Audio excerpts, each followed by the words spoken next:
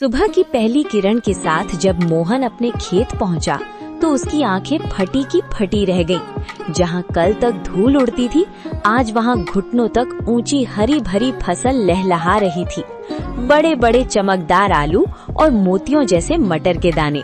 तभी वहां से काला गुजरा।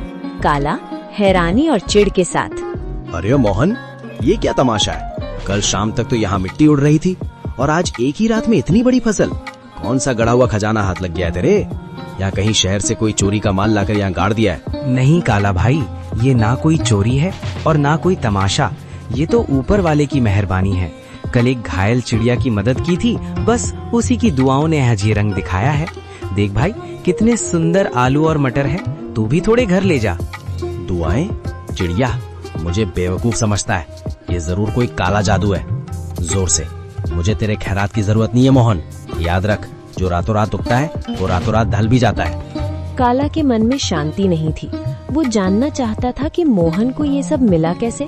वो बिल्ली के कदमों से मोहन के टूटे हुए घर के पीछे पहुंचा और खिड़की से कान लगाकर सुनने लगा। अंदर मोहन, बिमला और माँ बातें कर रही हैं। मोहन, मुझे अब भी यकीन नहीं होता। वो सुनहरी परी सच में हमारे लिए फरिश्ता बनकर आई थी। उसने कहा था ना कि जब तक दिल साफ रहेगा ये फसल बढ़ती रहेगी। हाँ बिमला, उसने उसी बरगद के पेड़ के पास दर्शन दिए थे जहाँ से मैं रोते हुए लौट रहा था। वो दिव्य प्रकाश, वो ममता भरी आंखें, मैं कभी नहीं भूल सकता।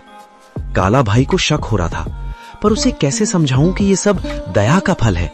काला खिड़की के बाहर बुदबुदाते हुए, अच्छा तो ये बात है। बरगद का पेड़, परी और सुनहरी पोटली। अगर उस भीख मंगे मोहन को परी मिल सकती है तो मैं तो उससे कहीं ज्यादा चालाक हूँ। मैं भी कल उसी पेड़ के पास जाऊंगा और उस परी से सब कुछ छीन लूंगा। काला सुबह सुबह उसी बरगद के पेड़ के नीचे पहुंच गया। उसने एक जाल बिछाया और एक चिड़िया के आने का इंतजार करने लगा। उसने सोचा कि वो किसी चिड़िया को घायल करेगा और फिर उसकी मदद का नाटक करेगा। कहाँ है वो परी? ओ चिड़िया, बाहर निकल। देख, मैं तेरे लिए कितने दाने लाया हूँ। बस एक बार मेरे सामने आ जा और मुझे वो मखमली पोटली दे दे। मुझे आलू मटर नहीं, मुझे सोना चाहिए, चांदी चाहिए। मैं उस मोहन से बड़ा आदमी बनना चाहता हूँ। काला घंटों चिल्लाता रहा।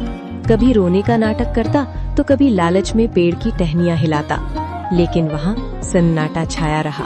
अचानक एक तेज ठंडी हवा चली और एक आकाशवाणी हुई। काला, प्रार्थना हृदय से की जाती है, लालच से नहीं। मोहन ने एक जान बचाने के लिए अपनी कमीज फाड़ी थी और तू एक जान लेने के लिए जाल बिछा रहा है। जा, तुझे कुछ नहीं मिलेगा क्योंकि तेरा मन ईर्ष्या की राख से भरा है। लालच की फसल कभी मीठी नहीं होती।